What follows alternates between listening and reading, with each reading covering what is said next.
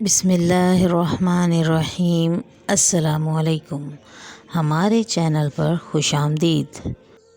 کبھی کبھی آپ خود کو بہت سمجھدار سمجھ بیٹھتے ہیں اور مطمئن ہو کر رہتے ہیں، مگر جس دن آستین میں موجود سانپ ڈس لے تب پتہ چلتا ہے کتنے بے وقوف اور عقل سے اندھے ہو کر زندگی گزار دی اور ذہن میں خود کو ڈبو ڈبو کر رکھا۔ جب اثر ہوا تو نیل پورے جسم سے طاقت نچوڑ کر رکھ دیتے ہیں اور آپ اتنے بے بس ہو جاتے ہیں کہ کچھ کہنے سننے کی طاقت ہی نہیں بچتی۔ زبان تالو سے جا کر چپک جاتی ہے تو پیر زمین میں گڑ جاتے ہیں، کیونکہ جن پر کبھی گمان ہی نہ کیا ہو وہ لوگ اچانک پیٹھ میں چھرا گھونپ دیں تو سکتہ اس قدر شدید ہوتا ہے کہ انسانی عقل بھی کئی کئی دن تک معاف ہو کر رہ جاتی ہے۔ میری بہن کے ساتھ بھی یہی معاملہ ہوا تھا کہ میرا دل خون کے آنسو روتا تھا، مگر لب جنبش کے قابل ہی نہ رہے تھے۔ میری بہن بہت اچھی تھی، ہر وقت دوسروں کی مدد کرنے کو تیار رہتی تھی، ہر ایک کی خوشیوں کی دعائیں کرتی تھی، مگر خود بیچاری ظالم سماج کے ہاتھوں ظلم کی چکی میں پس رہی تھی۔ مگر اس پر بھی مجال ہے کہ کبھی اپنے منہ سے بھاپ بھی نکالی ہو یا شوہر کا گلہ کیا ہو۔ اس کی شادی کو 3 سال ہونے کو تھے، مگر آنکھوں کی ویرانی اب بھی ویسے ہی تھی اور گود بھی سونی تھی۔ اگر اولاد ہو جاتی تو پھر بھی دل کو شاید کبھی تسلی ہوتی اور مصروفیت بھی غم اور خوشی کو محسوس نہ کرنے کو فائدہ دیتی ہے۔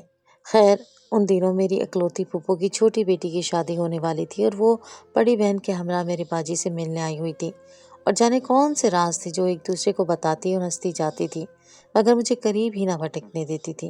میں نے بڑی شدت سے محسوس کیا کہ جب میں ان کے پاس بیٹھنے لگتی تو باجی کسی نہ کسی کام کے لیے مجھے دوبارہ وہاں سے واپس بھیج دیتی، جبکہ میرا ان سے زیادہ قریبی رشتہ تھا۔ وہ میری نندیں بھی تھیں، انہیں کے اکلوتے بھائی جاسم سے میری بات طے تھی اور چند ماہ میں شادی بھی ہونا تھی، مگر وہ بہنیں بھی مجھ سے زیادہ باجی کی ہی دیوانی تھیں۔ حالانکہ میں کوئی بدمزاج یا بری طبیعت کی مالک نہیں تھی، مگر بس شاید اپنی اپنی پسند ہوتی ہے اور ان کو میری باجی زیادہ پسند تھی۔ خیر، چند دن کے بعد ہم لوگ پھپھو کے گھر پہنچ گئے۔ جاسم مجھے دیکھ کر جیسے کھل اٹھے تھے۔ پھپھو بھی مجھ سے بہت پیار کرتی تھی۔ شادی کے دوران سارا وقت میرا منگیتر میرے ارد گرد منڈلاتا رہا اور باجی کے چہرے پر دکھ کے سائے گہرے ہوتے جا رہے تھے۔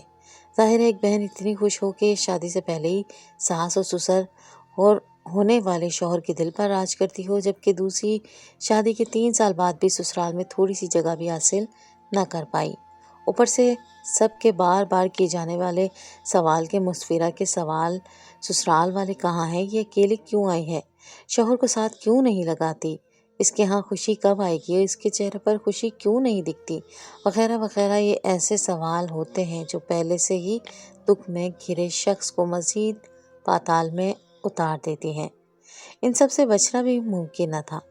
ہمارے خاندان میں سب ہی ایک دوسرے کے گھر رشتہ کر دیتے تھے۔ میرے ننیال میں ددیال والوں کو بچوں کے رشتے اور شادیاں ہوتی تھی، اس طرح سبھی ایک دوسرے سے رشتہ داری کے باعث ہر موقع پر ملتے جلتے رہتے تھے۔ شادی بیاہ کے موقع پر بھی سبھی موجود ہوتے تھے، مگر ممانی نے بیماری کا بہانہ بنا کر آنے سے معذرت کر لی تھی، جبکہ ماموں اور احتشام بھائی بس ایک ہی ولیمے میں شرکت کر کے ہی باہر سے واپس لوٹ گئے تھے۔ بیچاری باجی سے ملنا بھی گوارا نہ کیا، یہاں تک کہ انہیں معلوم ہی نہ تھا کہ وہ لوگ شادی میں شرکت کرنے آئیں گے۔ میں حیران ہوتی تھی کہ دکھنے میں تو احتشام بھائی بہت اچھے مزاج کے سوبر سے مرد لگتے تھے، مگر جانے بیوی کے حقوق کا انہیں پاس کیوں نہ تھا۔ میں نے باجی کو اداس اور غمگین صورت بنائے دیکھا تو میری آنکھیں بھر آئی تھیں۔ بڑی مشکل سے خود کو نارمل کرتی میں باجی کے پاس چلی گئی اور ان سے ادھر کی باتیں کرنے اور انہیں ہنسانے کی کوشش کرنے لگی۔ اس کوشش میں باجی تو بس بھیگی آنکھوں سے مسکرا رہی تھی اور میں پوری محنت کے ساتھ باقاعدہ ٹھٹھے لگا رہی تھی۔ پھر میں نے باجی سے پوچھا کہ باجی، آپ شمائلہ باجی اور نائلہ سے کیا باتیں کر رہی تھی اور مجھے اپنے ساتھ شامل کیوں نہیں کیا؟ تو وہ کہنے لگی، ذرا سا صبر کر لو گڑیا، تھوڑے عرصے میں تمہاری شادی ہوگی تو تمہیں بھی بتا دوں گی۔ چند گر سیکھے ہیں میں نے اپنی زندگی کے تجربے سے جو میرے تو کام نہ آ سکے، مگر چلو باقی سب کی زندگی شاندار گزر جائے تو بھی خوشی کی بات ہے۔ میں نے کہا، کون سے گر باجی؟ تو وہ کہنے لگی کہ شوہر کو اپنی مٹھی میں کرنے کے گر ہیں۔ تمہیں بھی بتاؤں گی مگر جب وقت آئے گا، ابھی تم اپنے امتحان کی تیاری پر توجہ کرو۔ میں نے باجی کے گلے میں باہیں ڈال کر انہیں دل سے خوش رہنے کی دعا دی۔ बाजी भले ना बताए मगर हमें अच्छे से अंदाजा था कि वो खुश नहीं है और ना ही ससुराल वाले और शौहर उनकी कोई कदर करते हैं, बल्कि पूरा खानदान जानता था कि मेरी इतनी अच्छी बाजी की ससुराल में क्या हैसियत है। हालांकि बड़े चाव से मामू मामानी ने माँ बाबा से बाजी का रिश्ता मांगा था और शादी भी इतनी खुशी से की थी, मगर जाने ससुराल वालों को शादी के बाद उसी लड़की से इस कदर पुरखाश क्यों हो जाती है, जिसको खुद ही ब्याह कर अपने घर लेकर जाते हैं। अम्मी भी मैके से टूटने के डर से शर्मिंदा शर्मिंदा सी रहती थी और बाजी से अलग नजरें चुराया करती थी कि मेरे भतीजे ने मेरी बेटी को इतने बुरे हालात में रखा है। जब भी आती है कई कई दिन शौहर का इंतजार करती रह जाती है, मगर फिर लौट कर खुद ही जाती है। किस कदर जिल्लत और रुसवाई का सामना करना पड़ता होगा उन्हें बिन बुलाए मेहमान की तरह खुद ही हर बार अपना घर बचाने की कोशिश में अपनी इज्जत नफ्स को रोंद कर वापस जाना। हाय ये मशरकी लड़की और इसकी मजबूरी।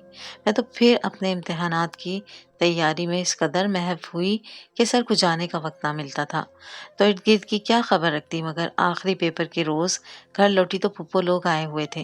मैं उन्हें देखकर बहुत खुश हो जाती थी। उस वक्त भी मेरी यही कैफियत थी। मैं चेंज करके सीधा उनके पास आन बैठी थी, मगर तभी फूफो की बात सुनकर मैं शर्म से सर झुका गई और तेजी से उठकर अपने कमरे में चली आई। वहाँ पर हमारी शादी की बात चल रही थी। मेरे होने वाले शौहर को 2 साल के लिए कंपनी की तरफ से मलेशिया का प्रोजेक्ट मिल गया था और वो अकेले नहीं जाना चाहते थे। 2 माह के दौरान वो शादी करके मुझे अपने अपने साथ लेकर जाना चाह रहे थे, यानी अचानक शादी की तारीख पक्की करने चले आए थे। ऐसे मौके पर लड़की को महफिल से उठ जाना चाहिए, शर्म का तकाजा है। सो मैंने भी यही किया था। घर में बाजी की मुस्तकिल खामोशी और मैके में तावील रिहाइश पर जो सोगवार सी कैफियत पैदा हो चुकी थी उसमें चंद दिन के लिए रौनक लग गई। बाजारों के चक्कर, घर में हर वक्त शादी के इंतजामात को लेकर चहल पहल लगी हुई थी, मगर मैं हर पल बाजी को उदास देखकर रोती रहती थी। अब जब मेरी शादी होने जा रही थी तो मुझे अपनी बहन की वीरानी ज़्यादा शिद्दत से महसूस हो रही थी। मैं अक्सर अपने मगेदर से भी कहती कि आप संजीदा हो जाएं, एहतशाम भाई को देखें कितने डिसेंट और सोबर से मर्द हैं। मर्दों को ऐसा ही होना चाहिए, संजीदा मिजाज और काम से काम रखने वाला। मगर जब बाजी की शादी हुई तो शादी के अगले ही दिन से उन्होंने दोनों मियाँ बीवी के दरमियान कुछ तनाव नजर आने लगा था। ऐसा लगता ही नहीं था जैसे वो नया शादीशुदा जोड़ा हो।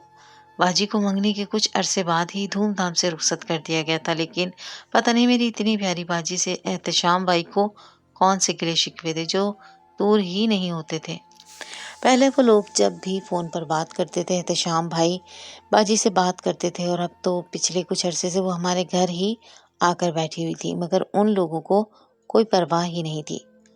अम्मा को लगा था कि शायद दूसरे शहर से आई है इसीलिए ज़्यादा दिन रह गई है, लेकिन ये बात मुझे अच्छी तरह मालूम थी कि वो किसी बात पर दिल बर्दाश्ता होकर यहाँ आ बैठी हैं। ऐसे में जब वो दूसरी लड़कियों को मशवरों से नवाजती तो मुझे उन पर भी तरस आता, और दूसरी लड़कियों पर भी जो बाजी से मशवरा लेने के लिए हमारे घर चली आती थी। पता नहीं उन्होंने फूफो की दोनों बेटियों को भी कौन से मशवरों से नवाज दिया था जो वो खुशी खुशी वापस चली गई थी। अब तो मुझे हैरत हो रही थी कि नायला वाकई इतनी खुश हो गई। शादी के दूसरे दिन फूफो की बेटी रस्म के मुताबिक माँ के घर मिलने के लिए आई तो मैं और बाजी भी माँ के साथ उनसे मिलने के लिए चले गए। सब बड़े अपनी बातों में मसरूफ़ थे और मैं और मुस्फिरा बाजी नायला के साथ उसके कमरे में जा बैठे थे।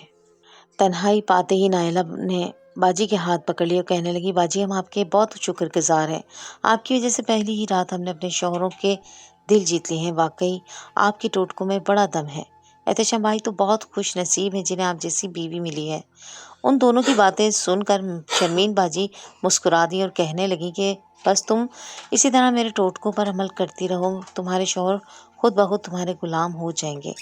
नायला की बातें सुनकर मैं हैरान रह गई थी कि बाजी ने उन्हें ऐसे कौन से टोटके बताए थे जो वो दोनों इस कदर खुश थीं और बाजी की शुक्रगुजार हो रही थी। वहाँ से निकलते ही मैंने ताज्जुब से बाजी से पूछा कि मुझे तो बता दें कि आपने ऐसी कौन सी पट्टियाँ उनको पढ़ाई हैं जो उनके इतने काम आई हैं। बाजी ने मेरे सर पर चपत लगाई और कहने लगी, थोड़ी शर्म करो, तुम्हें हर बात की बहुत जल्दी है। तुम्हारी शादी में बस थोड़ा ही वक्त है, सब्र रखो, मैं तुम्हारी शादी तक यहीं मौजूद हूँ। तुम्हें भी ऐसे करामात टोट के बताऊंगी कि खुश हो जाओगी।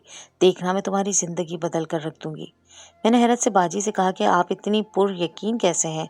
तो कहने लगी, तुम मुझे जानती नहीं हो, जब वक्त आएगा तो समझ जाओगी और मान भी जाओगी। मैंने कहा, बाजी, एहतशाम भाई को आप राम नहीं कर सकती क्या? अब बहुत देर हो गई है। अब भी सब ठीक ना हुआ तो कहीं आपको मसाइल का सामना ना करना पड़े। कोशिश तो करें। मुझे लगता है एहतशाम भाई बहुत अच्छे इंसान हैं, आप उनको अपना गुरविदा क्यों नहीं कर लेती? मेरे इस तरह कहने पर मुस्फिरा बाजी ने अजीब सी नज़रों से मुझे देखा और कहा कि तुम्हें बड़ी पहचान है अपने एहतशाम भाई की, बेफिक्र रहो, वो दोनों खुद ही मुझे मान जाएंगे और यहाँ भी माफ़ी मांगने के लिए आएंगे और उन्हें कोई शिकवा भी नहीं होगा। मामू और एहतशाम भाई पिछले 5-6 सालों से अपना कारोबार बेहतर करना चाह रहे थे, मगर मुसलसल ही नुकसान उठा रहे थे। एहतशाम भाई MBA करके मामू के छोटे से कारोबार को बेहतर करने के चक्कर में थे। उनका अपना शादी ब्याह की ज़रूरियात के सामान का कारोबार था, जिसमें लाइटिंग, कुर्सियां, मेज़ वगैरह, शामियाने, टेंट वगैरह तो था ही, मगर एहतशाम भाई ने दोनों दुकानों को मिलाकर उनकी छत पर गोदाम सा बना लिया और उसमें सरगर्मियों के लिए पैड सेटल, फैंस और सर्दियों के एहतमाम के लिए बिस्तर वगैरह की सहूलत शामिल की। और इसकी मद में उन लोगों ने जितना पैसा हाथ में था वो भी लगा लिया और मज़ीद 10-12 लाख उधार भी ले लिए, मगर इसी वजह से वो लोग फ़िलहाल काफ़ी मकरूज़ हो चुके थे और शायद यही वजह थी कि वो लोग अभी तक बाजी को लेने के लिए नहीं आ रहे थे। मैं सोचती थी कि शायद हालात बेहतर हो जाएंगे तो वो लोग बाजी को भी लेने आ जाएंगे। उम्मीद पर दुनिया कायम है। मैं सोचती थी कि मुझे बाजी की रोटकों की ज़रूरत नहीं पड़ेगी, क्योंकि जासिम तो वैसे ही मुझसे बहुत मोहब्बत करते हैं, मगर बाजी अक्सर कहती थी कि मर्द की मोहब्बत बस 4 दिन की चांदनी होती है। एक दफ़ा उसे वजूद पर कब्ज़ा मिल जाए तो फिर कोई मोहब्बत बाकी नहीं बचती। बाजी के ढके चुभे जुमलों ने मुझे बहुत कुछ समझा दिया था। मुझे अंदाज़ा हो रहा था कि उनके और एहतशाम भाई के दरमियान कुछ भी ठीक नहीं है, और जैसे ही मुझे इस बात का एहसास हुआ, मुझे लगा कि मेरा खामोश रहना ठीक नहीं है। मुझे अम्मा या अब्बा से इस बारे में बात करनी चाहिए, लेकिन मैं अम्मा से ये बात डायरेक्ट कैसे करती? इसलिए एक दिन मौका देखकर अम्मा के साथ बावर्ची खाने में काम करवाते हुए मैंने अम्मा से कह दिया कि अम्मा, बाजी कब अपने घर जाएंगी? उन्हें आए हुए काफ़ी दिन हो गए हैं। मेरी बात सुनकर अम्मा कहने लगी, मैं खुद भी यही सोच रही थी, पता नहीं वो कितने दिनों के लिए आई है। ऐसा ना हो कि तुम्हारे मामू या एहतशाम का मिजाज बिगड़ जाए और कोई बड़ा मसला खड़ा हो जाए। अम्मा भी सोच में पड़ गई थी। शाम के वक्त हम सब चाय पीने एक साथ बैठे तो अम्मा ने बातों बातों में बाजी से उनकी वापसी का पूछ लिया। बाजी ने बड़ी सफाई से कह दिया कि अम्मा, मुस्तबशिरा की शादी से पहले मैं वापस घर नहीं जाऊंगी, मैं अपनी छोटी बहन की शादी करके ही जाऊंगी। ये सुनकर अम्मा कहने लगी, देखो मुस्फिरा, एक शादीशुदा बेटी का इतना लंबा अरसा अपने मैके में बैठे रहना ठीक नहीं। तेरी सास क्या सोचेंगी कि हमने रिश्तेदारों का खूब फायदा उठा लिया है और तुझे इतना लंबा अरसा अपने घर में ही रख लिया है। अम्मा की बातें सुनते ही मुस्फिरा बाजी तड़प गई और रोते हुए कहने लगी, क्या आपके घर पर मेरा हक नहीं रहा? क्या मैं यहाँ कुछ दिन अपनी मर्जी और खुशी से नहीं गुजार सकती? मैं उन लोगों को बता कर आई थी, उन्हें एतराज़ नहीं है। कभी वो भी कहते हैं कि बहू घर पर नहीं है, उसकी याद आ रही है। ये सुनकर अम्मा चुप हो गई और फिर दोबारा बाजी से वापसी का नहीं कहा। मैं घर में रहकर खरीदारी सीख रही थी। दिन बहुत तेज़ी से भाग रहे थे। शादी की तैयारियां तकरीबन मुकम्मल हो चुकी थी, लेकिन सबसे अजीब बात ये थी कि अब तक एक दफ़ा भी एहतशाम भाई ने ना हमारे घर का चक्कर लगाया था और ना ही कोई फ़ोन किया था। अम्मा ने मुमानी को मेरी शादी का दावत देने के लिए फ़ोन किया तो उनका लहजा भी बहुत रूखा फीका सा था। उन्होंने सरसरी तौर पर कह दिया था कि घर के हालात इजाज़त नहीं देते, इसीलिए इतनी दूर शादी में आना उनके लिए मुमकिन नहीं होगा। ये सुनकर अम्मा कुछ हैरान हुई थी। आज तक ऐसा कभी नहीं हुआ था कि मुमानी ने हमारे घर आने के लिए मना किया हो, और वो भी शादी जैसे बड़े मौके पर। फ़ोन बंद करके अम्मा दिल में 100 तरह के वसवसे लिए खामोश होकर रह गई और कहने लगी, बस शादी होते ही मैं खुद जाकर मुस्फिरा को उसके घर छोड़ कर आऊँगी। फिर शादी का शुगल शुरू हुआ तो अम्मा भी बाजी को भूल कर कामों में मसरूफ़ हो गईं और शादी से एक रात पहले मैंने मुस्फिरा बाजी से कहा कि अब तो मुझे भी बता दें, आखिर आपके पास ऐसे कौन से टोटके हैं जिसे आजमाने से इतनी लड़कियों की ज़िंदगी बदल गई है। मेरी बात सुनकर बाजी मुझे कहने लगी, तुम्हें इस किस्म के मशवरों की क्या ज़रूरत है? और मैं हैरानी से उनकी तरफ देख रही थी। मैंने कहा, ये क्या बात हुई? सबको बताया, मुझे कहती हैं ज़रूरत नहीं। खैर मैंने खामोशी इख्तियार कर ली और रुखसत होकर अपने घर जा पहुंची और मुझे मेरे कमरे में बिठा दिया। कुछ देर के इंतज़ार के बाद जासिम कमरे में चले आए, लेकिन उनके चेहरे का रंग कुछ फीका सा लग रहा था। वो मेरे पास आकर बैठ गए, लेकिन कोई बात ना की। फिर अजीब सी नज़रों से मेरी तरफ देखा और कहने लगे, मुझे सब कुछ पता चल गया है। तुमने इतनी बड़ी सच्चाई मुझसे क्यों छुपाई? मैंने हैरानी से जासिम से कहा कि आप क्या बात कर रहे हैं? मैंने आपसे क्या छुपाया है? वो कहने लगे, मैं जान गया हूँ कि बाजी इतने अरसे से तुम्हारे घर में क्यों बैठी हुई हैं और एहतशाम भाई के चेहरे का रंग क्यों उतरा हुआ था। मैंने गहरा सांस लिया और सर झुकाकर जासिम से कहा कि मैं बताना चाहती थी, लेकिन मौका नहीं मिला। मुझे डर था कि पता नहीं सब लोग क्या सोचेंगे। मगर जासिम ने घूर कर मुझे देखा और कहने लगे कि तुम्हें ये बात इतनी मामूली सी लगती है, तुम्हें ज़रा भी शर्म नहीं आई? अगर ऐसी ही बात थी तो तुम मुझे पहले ही सब कुछ साफ साफ बता देती। जासिम अचानक से मेरे पास से उठे और अपने बिस्तर के नीचे हाथ मारा और उनके हाथ में एक काले रंग की पोटली सी थी, जिसे खोल कर देखा तो उसमें ग्रे रंग का राख के जैसा सफूफ था। उन्होंने मेरे आगे वो पोटली फेंकी और कहा कि ये क्या है? मैंने हैरत से उनके लहजे और उस चीज़ को देखा था जिसके बारे में मुझे कुछ पता तक न था। मैं बस फटी फटी आंखों से मुंह खोले खड़ी थी। जासिम ने मेरे बाजू से पकड़कर मुझे खींचकर बिस्तर से खड़ा किया और कहने लगे, मैं तो तुम्हें बहुत ही सीधी सादी और शरीफ लड़की समझा था, लेकिन तुम तो बहुत ही मक्कार निकली हो। अपने ही हाथों अपनी बहन का घर बर्बाद करके तुम्हें सुकून नसीब नहीं हुआ था, जो तुमने मुझ पर भी जादू करवाना शुरू कर दिया है। मैं अच्छी तरह जान गया हूँ कि मुसफिरा बाजी तुम्हारी वजह से घर आकर बैठी हुई हैं। अगर तुम्हें भाई एहतशाम से इतनी ही मोहब्बत थी तो मंगनी के वक्त ही इस बात को हमारे आगे बयान कर देती, तो आज हम सब की ज़िंदगियाँ ऐसे अजाब न बनती। मैंने उनके आगे रोते हुए हाथ जोड़ दिए और कहा कि खुदारा मुझ पर भरोसा रखें, मैंने कोई धोखा नहीं किया है। तो फिर इस पोटली का क्या मकसद है?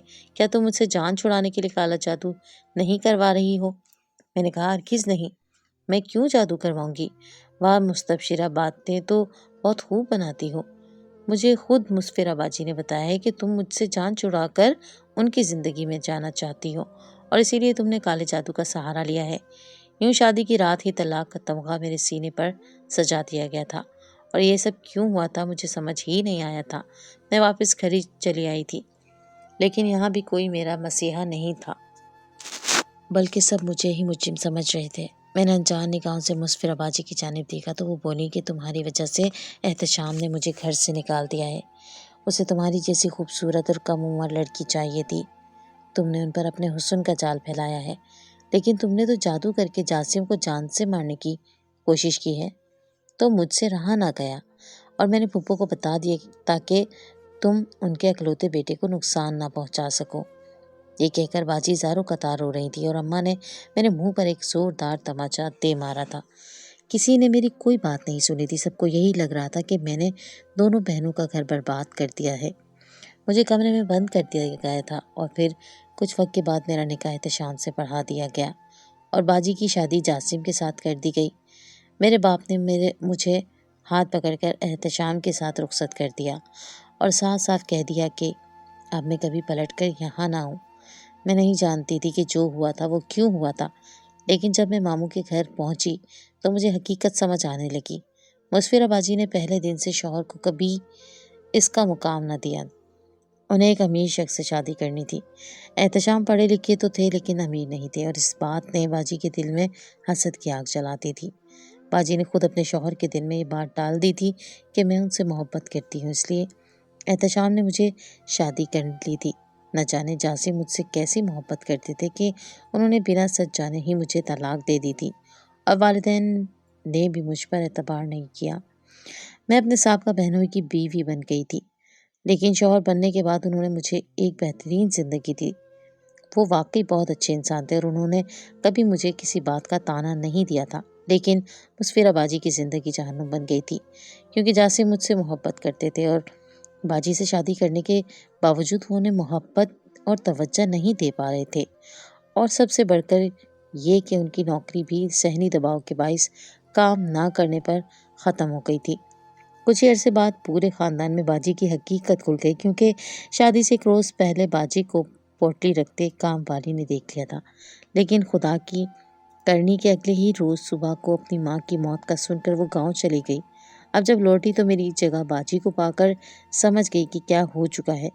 اس نے موقع پا کر پھوپھو کو ساری بات بتا دی، جس پر باجی وہاں سے بھی طلاق یافتہ ہو کر نکال دی گئی، جبکہ میں نے صبر کیا، اللہ کی رضا کے لیے سب کو معاف تو کر دیا، مگر میں کا جانے کا نام کبھی نہ لیا۔ احتشام کا کاروبار دن رات ترقی کرنے لگا۔ ان کے مان دینے پر میرا دل بھی ان کی جانب مائل ہو گیا۔ میرا بیٹا بھی جاسم نے اور پھوپھو مجھ سے معافی مانگ کر مجھے پھر سے اپنانا چاہتے تھے، مگر میں نے اپنا دوسرا گھر خراب کرنا پسند نہیں کیا اور کہا کہ وہ سب جنہوں نے مجھے اعتبار کے قابل نہیں سمجھا، اب میں ان سے رابطہ نہیں رکھنا چاہتی۔ ماموں کہتے ہیں کہ اللہ کا بڑا خاص کرم ہے کہ میں ان کی بہو ہوں، اور مسفرہ باجی جیسی بد فطرت عورت سے ان کا کوئی ناطہ نہیں ہے۔ اس گھر میں رونق اور پیسہ مستبشرہ کے وقت سے آ رہا ہے۔ باجی نے جو چال چلی وہ خود پر پلٹ آئی ہے۔ اب ہر ملنے والا ان پر تھو تھو کرتا ہے، اور میری عزت اس رب نے میری سوچ سے بھی زیادہ نوازی ہے۔ بے شک وہی بڑا کارساز ہے۔